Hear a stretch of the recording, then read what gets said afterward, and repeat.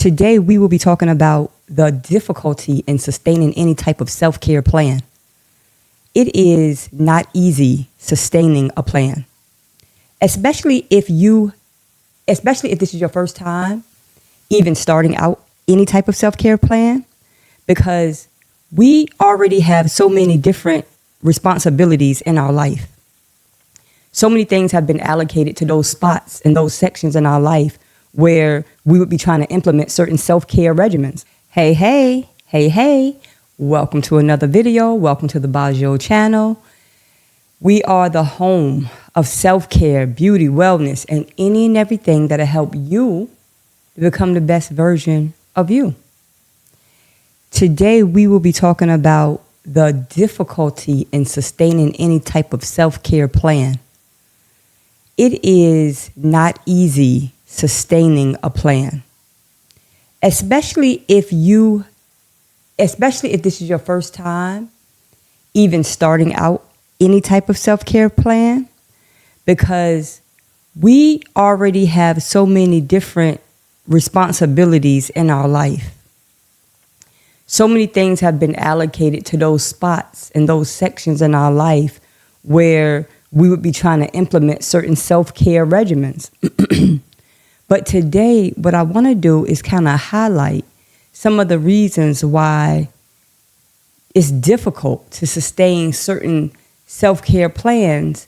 And I want to offer a few suggestions on how to make it a little easier for yourself, because it's not about just starting a plan. You know how you just start something and everybody's good.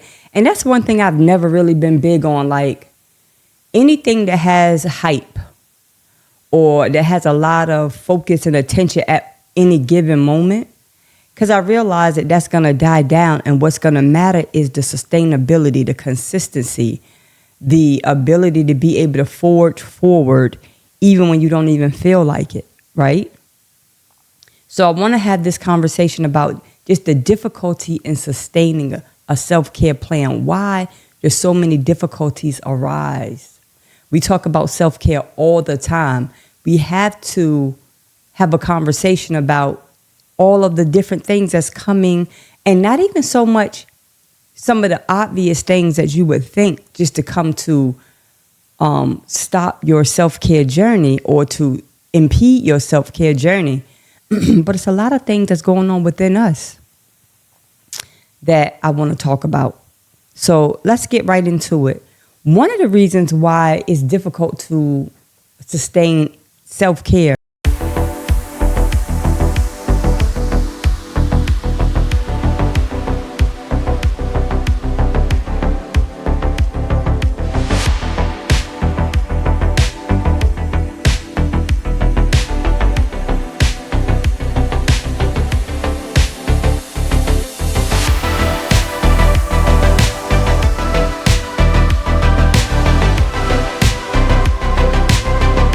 plans that we create for ourselves is us dealing with feelings of unworthiness, right? This is not a conversation or a topic that a lot of people have or that I hear a lot about, but it's true nonetheless. Sometimes our own feelings of inadequacy make us kind of have this lackluster attitude about how we focus on the care we give to ourselves. It's like certain things going on within us that sometimes we don't feel like we should be focusing on our self-care to this degree. Like, are we really that important that we have to move things out of the way and we have to prioritize ourselves? Even sometimes saying the word prioritize ourselves is like foreign to a lot of us, because we don't do that. We're so used to prioritizing other people that the whole concept of prioritizing yourself is like foreign. And so just those feelings of, am I worthy of this? Do I even deserve this? Why should I go above and beyond for me? Isn't it like I'm supposed to be going above and beyond for other people? It's like it's a it's a programming, right? That happens and we're not even aware that it's happening. And so that, number one, is a major reason why a lot of self-care plans that we talk about on this channel and a lot of things that we implement, a lot of times you start and you're off. You're on and then you're off because you don't feel worthy enough to put that type of effort in. And I'm going to say this, but we'll come back to this as a whole nother conversation. A lot of times, that is why a lot of us like to be in relationship with other people, because it gives us an opportunity to give to them, to focus our attention on them and not ourselves. It's easier, especially if you're the type of person that's been programmed like that for your entire life. Like you're a giver. You're a giver, and there's nothing wrong with that. But you're just not a giver to yourself. And for some reason, that has been set up in your mind as a noble deed. And in fact, it is not. So that's number one, just feeling like you're unworthy to even receive that type of priority. Number two, and it kind of piggybacks off of number one, a lot of times it's so difficult to sustain your self-care plan is because you are on autopilot when it comes to putting other people first. That's just the way it is. You are on autopilot. It's an automatic response. Somebody needs something, you jump into action, just not with yourself. And so as you're in action for other people, that busyness and that focus on somebody else's success or that focus on someone else's need, it kind of allow you to make excuses as to why you again are neglecting yourself. You saying, hey, because I'm focused on this person or because I'm focused on what they need, I'm noble. That makes me a great person. So it justifies me putting myself on the back burner once again. So that in itself, just you're on autopilot when it comes to putting other people first, and you're on autopilot when it comes to just neglecting yourself. So that makes it difficult. That makes sustaining any type of self-care plan difficult. Another one is you don't really see the value in small wins. If you take a walk in the midday for, say, 10 or 15 minutes, you don't see that as a self-care win. It has to be something that's grandiose for you to count it as a self-care win. And that's going to make every self-care plan that you attempt to be so difficult. You're going to run into so many issues because guess what? As much as we want to go on vacation all the time, and as much as we want to be in a day spa all the time, a lot of times, a lot of our lives are not set up that way. So you have to learn how to implement different small self-care moments that will eventually collectively make a nice self-care space throughout that day. If I go for a walk, say twice a day, weather permitting, 15-minute walk twice a day. If I take 2, maybe 10-minute spaces of just do some breath work, some deep breathing, some meditation, just to come away from everything. If I'm doing it in incremental moments and pieces like that, before you know it, throughout that day, you will have had probably close to a few hours of just self-care attention. And it's not about what it is you're doing. It's just that you are taking the time to say, hey, this is the time. It's exactly the same way we do everything else. When I have something to complete, I have alarms set everywhere, on my phone, on my clock, in my bathroom, in my kitchen, just to make sure that I'm aware that this has to be done by this time. Why can't we do the same thing when it comes to ourselves? Hold on. It is my self-care moment. And I'm not saying an hour, 2, 3, 4, 5, whatever. If you have that type of time, please take it. But oftentimes when you're busy, you're working every day, you don't have that type of time. 10 minutes. 10 minutes here, 10 minutes there, 10 minutes there. You could have done an hour for the day just on self-care. And I'm telling you, it matters. That nervous system of ours get a chance to kind of relax and kind of recharge instead of being on 100 all the time. It's like, I remember when I moved to New York back in 1996. It was a new life for me. Like, first of all, just trying to keep up with the pace of everything. I'm a small town Virginia girl. And even though we have a certain pace there, it's definitely not New York pace. It's definitely not New York pace. And I'm not saying New York pace is better or worse than anybody else, but I will say this. That type of A-type personality where you like bang, bang, boom, bam, making things happen. Let's go, pow. It does something to your nervous system over time. It does. It does something to your anxiety levels over time. I didn't know that. I was 21 years old when I first came here. I didn't understand what it would do to me over the long term. I was just trying to fit in with my environment. So when you're in Rome, you do what the Romans do, right?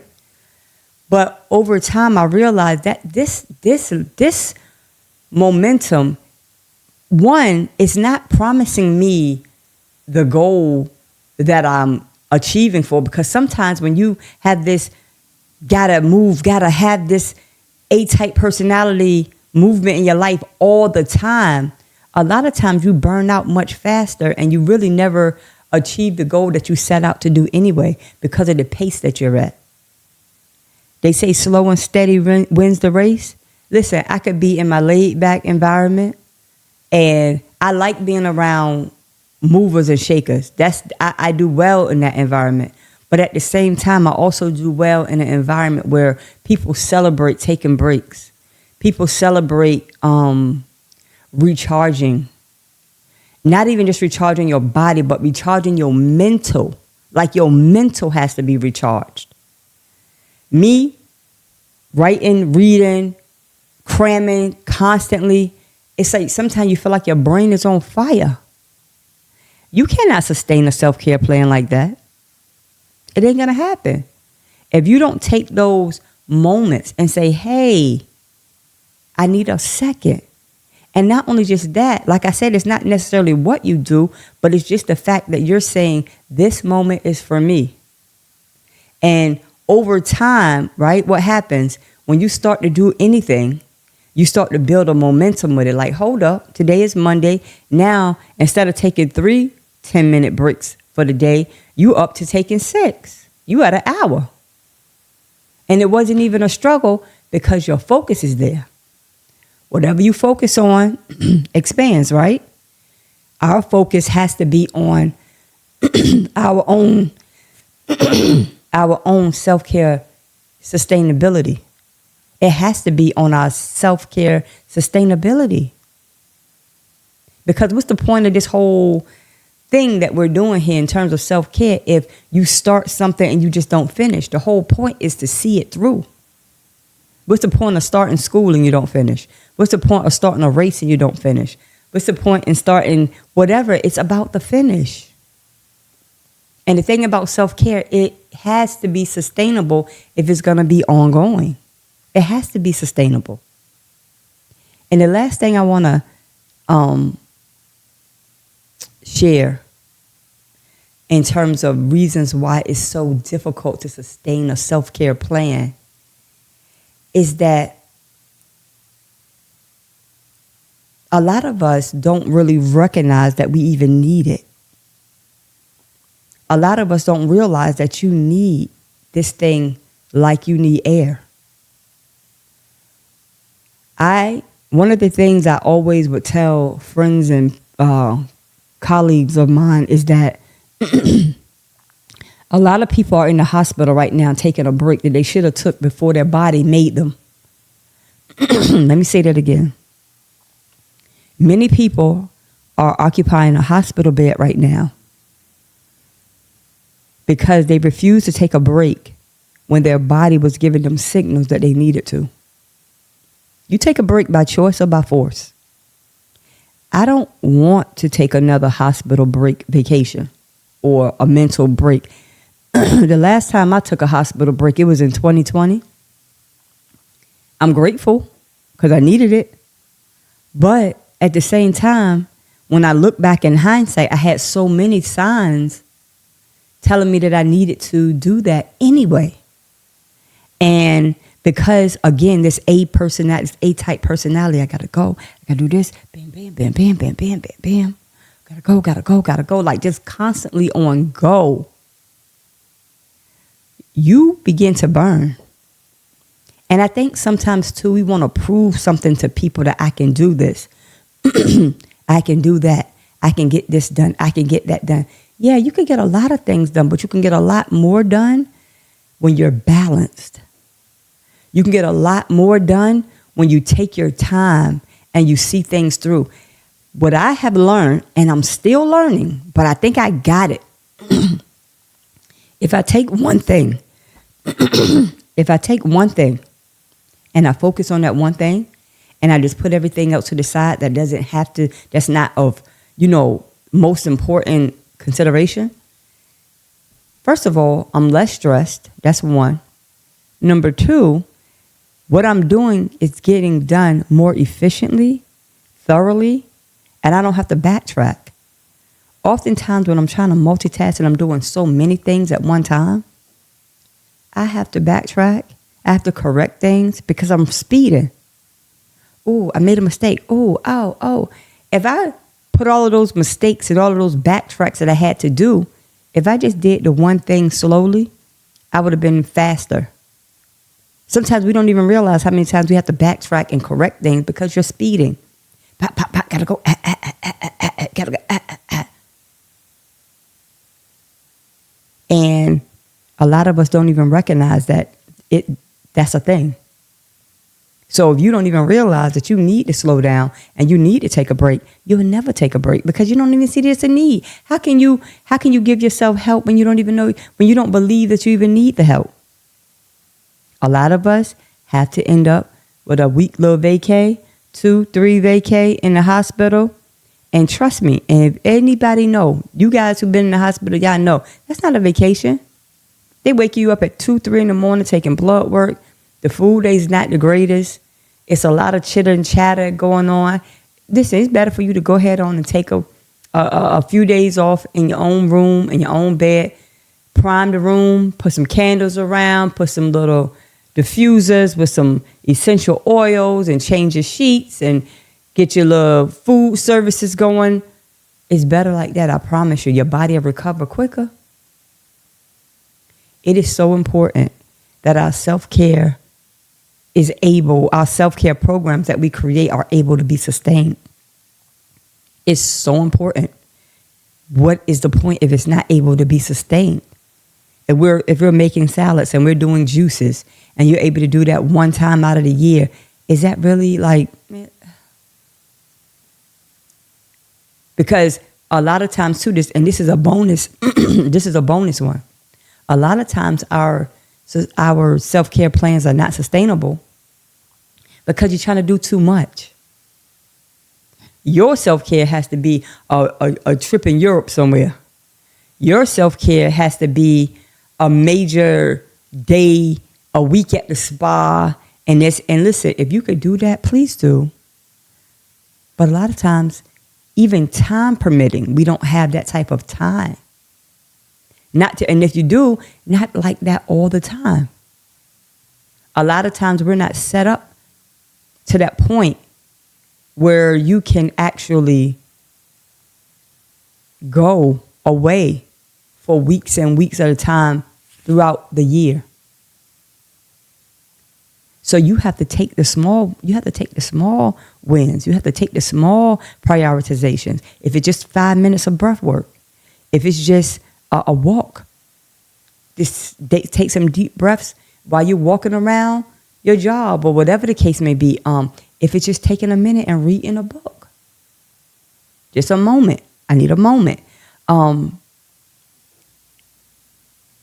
It could be a meditation moment. A lot of times people think meditation is sitting in Indian style, eyes closed, hands turned in an upward posture. Not necessarily. Meditation is removing your mind from everything else that's going on and kind of just focusing in on one thing. Whether it's your breathing, whether it's the birds that sit in the tree, whether it is a color that you're focusing on, just to kind of slow your mind. Doing that 5, 6, 7 minutes throughout a day when your day is like reeling, those are prioritizations for yourself. And what happens is your brain recognizes it as well, that, oh, so something different is happening. Ew. So every so often we can pull some time away and we are powering down. Your brain begins to make new connections, understanding this, and it makes it easier for you to do it the more you do it. I think it's called these synaptic nerves. I think that's what I learned in psychology. It's like these synaptic nerves. Yeah, I remember that. That the more you do something, the more that memory muscle, and it starts to actually establish new pathways, that so when you're doing this thing over and over again, it's easier. It's not so hard. It's not like a strenuous process like it is in the beginning. You know, whenever you do something in the beginning, it's like, oh God. It's like a big thing. And especially trying to sustain it is even harder. The difficulty in sustaining your self-care plan, it doesn't have to be as difficult. It doesn't have to be as hard as it seems. But it definitely will take a good amount of focus and a good amount of determination to say, hey, I'm going to put myself first, whatever it takes. I don't care what job I'm doing. I don't care what I'm doing. If I don't have 5 minutes for myself, 10 minutes periodically throughout the day to kind of rest my brain, to rest my focus on what I'm doing for somebody else or outside of myself, then something is definitely wrong. Something is wrong. I want to thank you for joining this Bajo channel. This is the home of self-care, wellness, beauty, and every and anything that'll help you to become the most powerful version of you. And remember, no matter what you do, self-care is in fact the best care. Later.